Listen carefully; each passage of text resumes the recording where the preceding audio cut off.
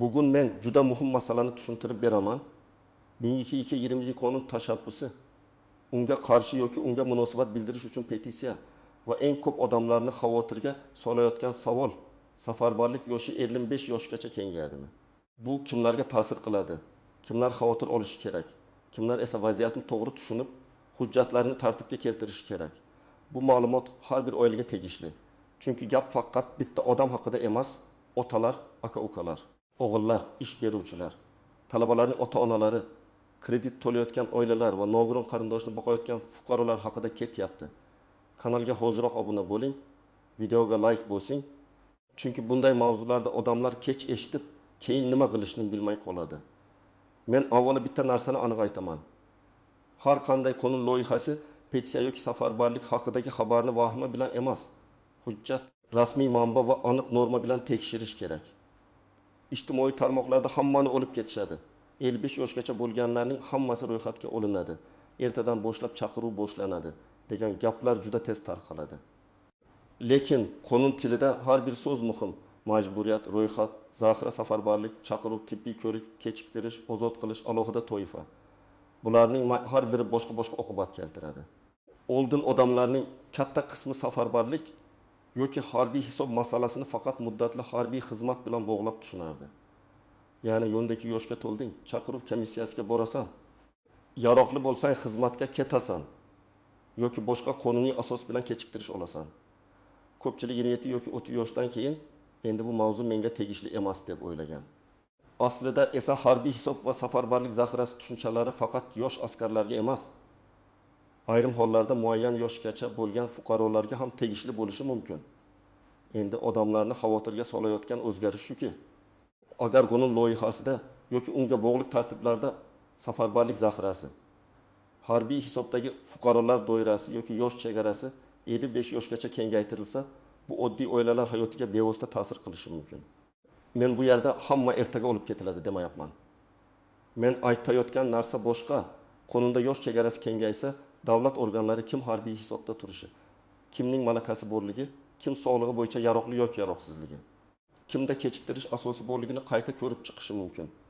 Bu esa odamdan hujjat, tibbiy ma'lumotnoma, oilaviy holatni tasdiqlovchi qog'oz, ish joyidan ma'lumotnoma talab qilinishi ehtimolini oshiradi. Men ekspert sifatida sizga eng oddiy savoldan boshlashni maslahat beraman. Men qaysi toifaga kiraman? Chunki hamma uchun javob bir xil emas. Masalan, 24 yoshli yigit 37 yoshli 2 farzandli ota. Darbin 9 yoshli korxona muhandisi va 4 yoshli surunkali kasalligi bor fuqaro bir xil holatda emas. Qonun ham odatda odamlarni toifalarga ajratadi. Yosh, harbiy xizmatni o'tagan yoki o'tamagan, harbiy mutaxassislikka ega yoki ega emas. Sog'lig'i, oilaviy majburiyatlari, ish joyining strategik ahamiyati, ta'lim olishi, qaramog'idagi shaxslar bor yo'qligi. Birinchi misol 22 yoshli yigit muddatli harbiy xizmatni o'tagan. Hozir qurilish firmasida ishlaydi. Oilali, bitta farzandi bor. Agar u harbiy hisobda zaxirada turgan bo'lsa, uning familiyasi tizimda bo'lishi tabiiy. Bunday odam vahima qilmasligi kerak, lekin hujjatlarni tekshirish kerak. Harbiy guvohnoma joyidami? Yashash manzili yangilanganmi? Ish joyi rasmiy ko'rsatilganmi? Sog'lig'ida muammo bo'lsa, tibbiy hujjatlar bormi? Chunki amaliyotda eng katta muammo men kasalman deyish emas, kasallikni hujjat bilan tasdiqlay olmaslikdir. Ikkinchi misol, 35 yoshli fuqaro harbiy xizmatni o'tamagan, lekin sog'lig'i sababli avval yaroqsiz deb topilgan. U men bir marta yaroqsiz bo'lganman, demak butunlay tinchman deb o'ylashi mumkin. Lekin tibbiy xulosa qachon berilgan? Unda vaqtinchalik yaroqsizmi yoki doimiy yaroqsizmi? Qayta ko'rik belgilanganmi? Kasallik hozir ham tasdiqlanadimi? Mana shu savollar muhim. Agar hujjat 10 yil oldingi bo'lsa, ayrim holatlarda yangilangan tibbiy tekshiruv so'ralishi mumkin. Shuning uchun u poliklinikadagi kartasini, tashxislarini, shifokor xulosalarini, operatsiya bo'lgan bo'lsa, epikrizni oldindan tartibga keltirish kerak. Uchinchi misol, 42 yoshli 2 farzand ota, onasi nogiron, o'zi oilada yagona boquvchi. Bu odam uchun eng muhim nuqta oilaviy majburiyatlarni isbotlashdir. Men onamga qarayman degan gap yetarli bo'lmasligi mumkin. Nogironlik guvohnomasi, tibbiy ijtimoiy ekspertiza hujjati, birga yashashni tasdiqlovchi ma'lumot, boshqa qarovchi yo'qligini ko'rsatuvchi hujjatlar, farzandlarning tug'ilganlik guvohnomalari, nikoh guvohnomasi kerak bo'lishi mumkin. Qonunda kechiktirish yoki ozod qilish asoslari bo'lsa, ular og'zaki emas, yozma hujjat bilan ishlaydi. 4-misol.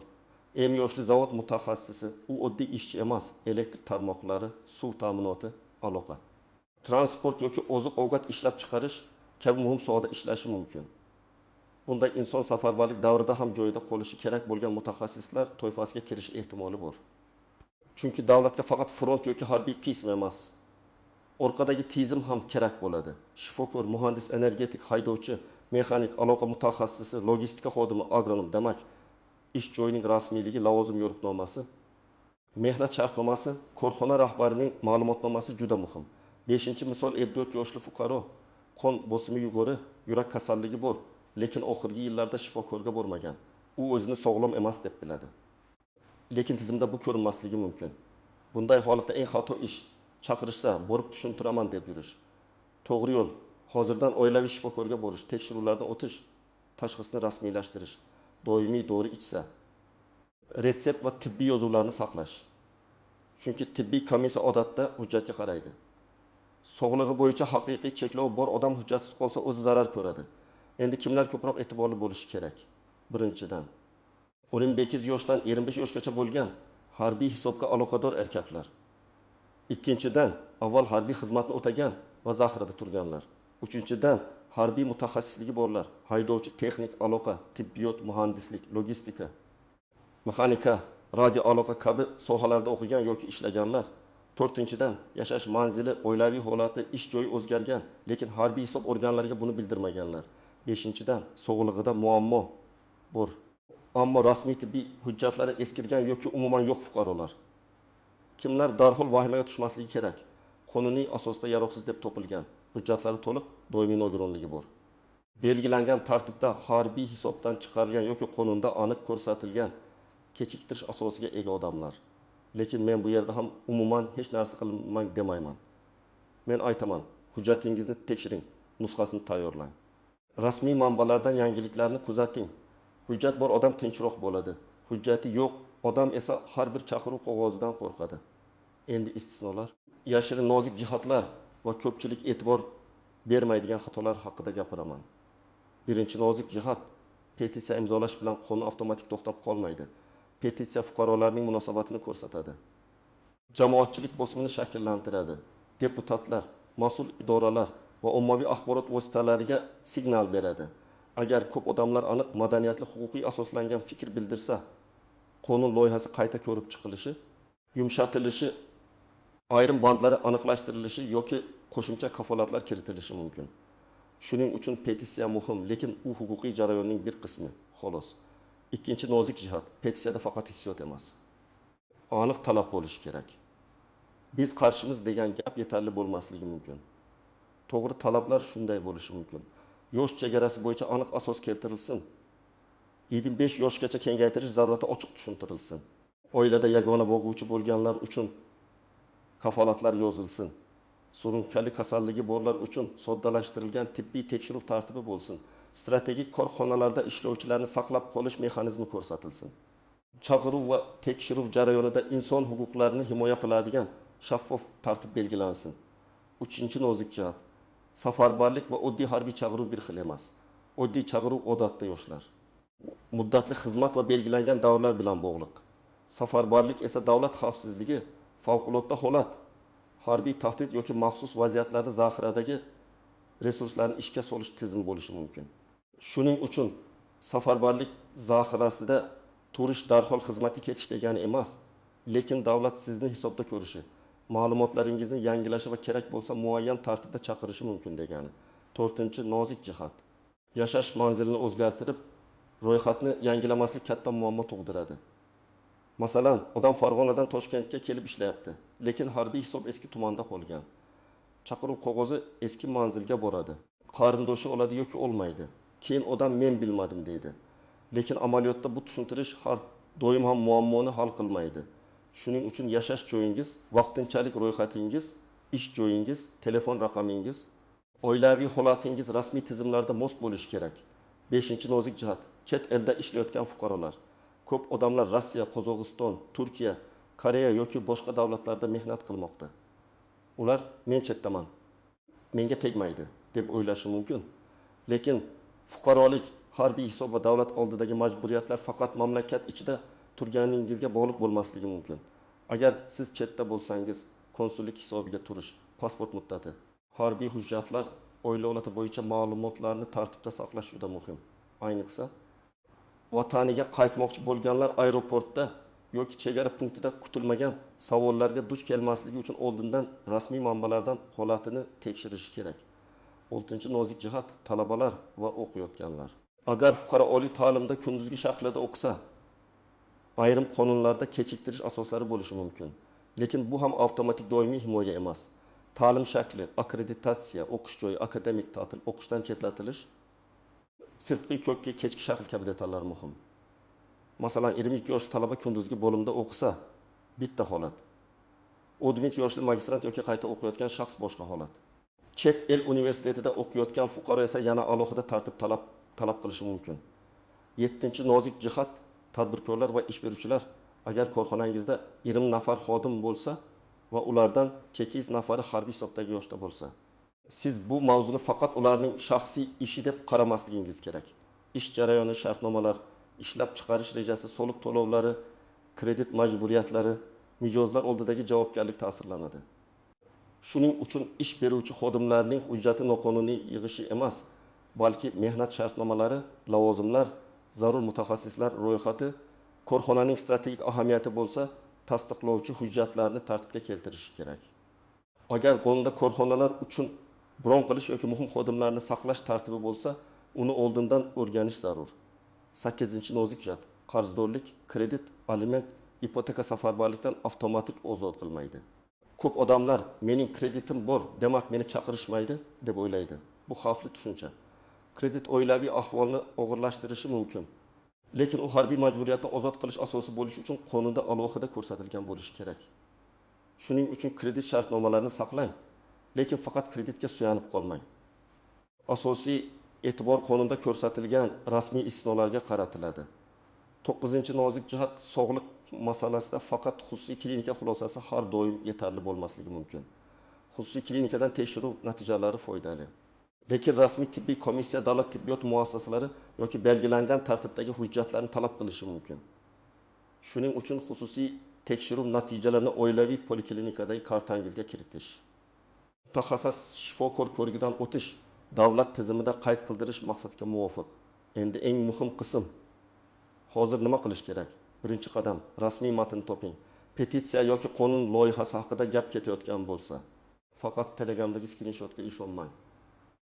Rasmiy portal parlament yoki mas'ul idora sayti, normativ huquqiy hujjatlar muhokamasi joylashtiriladigan platforma, petitsiya sayfasi, rasmiy bayonotlar orqali tekshiring. Matnda aynan nima deyilganini ko'ring. 25 yoshgacha qaysi toifaga tegishli, bu majburiy chaqiruvmi yoki zaxira hisobi, qaysi holatda qo'llanadi, istisnolar bormi, kuchga kirish sanasi ko'rsatilganmi? Ikkinchi qadam, petitsiyani ongli imzolang agar siz rozi bo'lmasangiz. Imzo qo'yishdan tashqari fikringizni ham aniq yozing. Masalan, men yosh chegarasini 25 yoshgacha kengaytirish masalasi bo'yicha jamoatchilik muhokamasi yetarli bo'lishini, tibbiy va oilaviy istisnolar aniq ko'rsatilishini, yagona boquvchi fuqarolar huquqi himoya qilinishini so'rayman. Bunday jumla hissiyotdan ko'ra kuchliroq, chunki unda talab bor.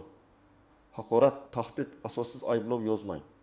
Bunday izohlar masalaning jiddiyligini pasaytiradi va sizning fuqarolik pozitsiyangizni zaif ko'rsatadi. 3-qadam, hujjatlar papkasini tayyorlang. Men har bir oilaga alohida jild qilishni tavsiya qilaman. Unda pasport yoki ID karta nusxasi, harbiy guvohnoma yoki harbiy hisob hujjati, nikoh guvohnomasi, farzandlarning tug'ilganlik guvohnomalari, yashash joyi bo'yicha ma'lumot, ish joyidan ma'lumotnoma, mehnat shartnomasi nusxasi. Tibbiy hujjatlar, nogiron qarindosh bo'lsa, uning hujjatlari, qaramog'ingizdagi shaxslar bo'yicha tasdiqlar bo'lsin. Bu hujjatlar kerak bo'lmay qolishi mumkin, lekin kerak bo'lib qolganda bir kunda yig'ish juda qiyin bo'ladi. 4-qadam, sog'lig'ingizni hujjatlashtiring. Agar yurak, qon bosimi, bel umurtqa, ko'z, eshitish, diabet, astma, buyrak, jigar, nevrologik yoki boshqa surunkali muammo bo'lsa, shifokorga boring. Tashxisni rasmiy qildiring. Faqat dori ichib yurish yetmaydi. Tibbiy kartada yozuv bo'lishi kerak. Tahlillar, UZI, EKG, MRT, rentgen, shifokor xulosasi, davolanish tarixi tartibli saqlansin. Agar operatsiya bo'lgan bo'lsangiz, epikrizni toping. Agar nogironlik bo'lsa, amal qilish muddati va qayta ko'rik sanasini tekshiring. 5-qadam harbiy hisob ma'lumotlaringizni tekshiring. Qaysi tuman yoki shahar mudofaa ishlari bo'limida hisobdasiz? Manzilingiz to'g'rimi? Oilaviy holatingiz yangilanganmi? Ish joyingiz o'zgarganmi? Harbiy guvohnomada xatolik yo'qmi? Agar hujjatingiz yo'qolgan bo'lsa, uni tiklashni cho'zmang. Yo'qolgan hujjat ko'p vaziyatda odamni noaniqlikda qoldiradi. Tizim sizni bir xil ko'radi. Siz esa qo'lingizda isbot bilan bora olmaysiz. 6-qadam oilada vazifalarni oldindan taqsimlang. Bu qo'rqitish uchun emas, hayotiy tartib uchun kerak. Agar oilada bir kishi hamma hujjatni, bank ilovasini, kredit jadvalini, bolalar hujjatini, onaning dori ro'yxatini bilsa, u odam biror tekshiruvga yoki safarga chaqirilganda oila qiynalib qoladi. Turmush o'rtog'ingiz, ota-onangiz yoki voyaga yetgan farzandingiz muhim hujjatlar qayerda turganini bilsin. Bank, kommunal to'lov, ijara, kredit, sug'urta, davolanish jadvali tartibda bo'lsin. 7-qadam ish joyingiz bilan gaplashing. Rasmiy ishlayotgan bo'lsangiz, kadrlar bo'limidan ma'lumotlaringiz to'g'riligini tekshiring. Lavozimingiz, ish stajingiz, mutaxassisligingiz, zarur bo'lsa korxonadagi vazifangizni tasdiqlovchi ma'lumotnoma tayyor bo'lsin. Norasmiy ishlayotganlar esa alohida xavfda, na ish joyi hujjatda bor, na ijtimoiy himoya ko'rinadi. Shuning uchun imkon bo'lsa, mehnat munosabatlarini rasmiylashtirishga harakat qiling. 8-qadam huquqingizni biling. Agar sizga chaqiruv qog'ozi kelsa, uni e'tiborsiz qoldirmang.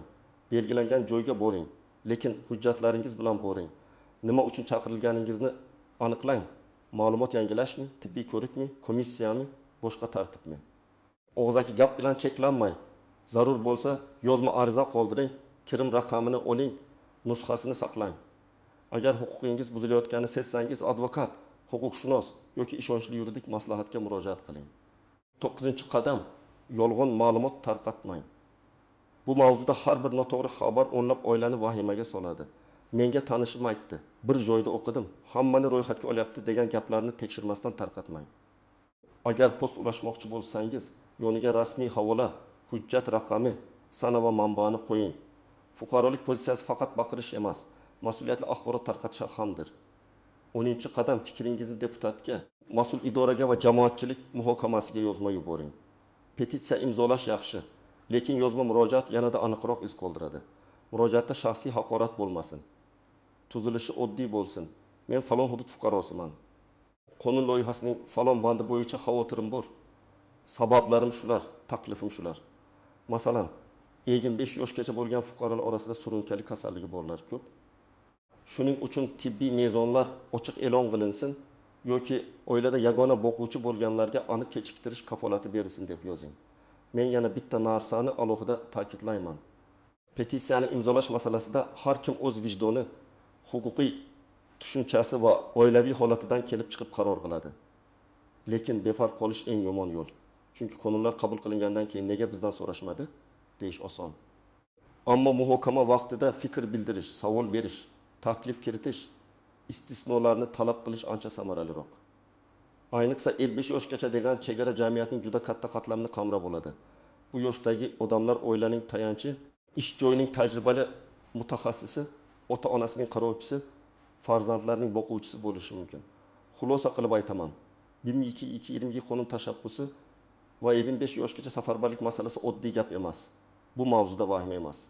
Aniq hujjat, rasmiy manba, fuqarolik pozitsiyasi va tayyorgarlik kerak.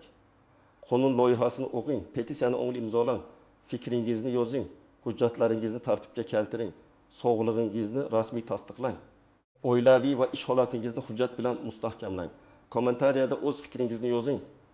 Siz bu tashabbusni qo'llab-quvvatlaysizmi yoki unga qarshimisiz? Qaysi bandlari sizni ko'proq xavotirga solyapti? Videoga like bosing. Kanalga obuna bo'ling va bu videoni yaqinlaringizga yuboring. Chunki bunday masalada odamlar qancha erta xabardor bo'lsa, o'z huquqini shuncha yaxshi himoya qiladi.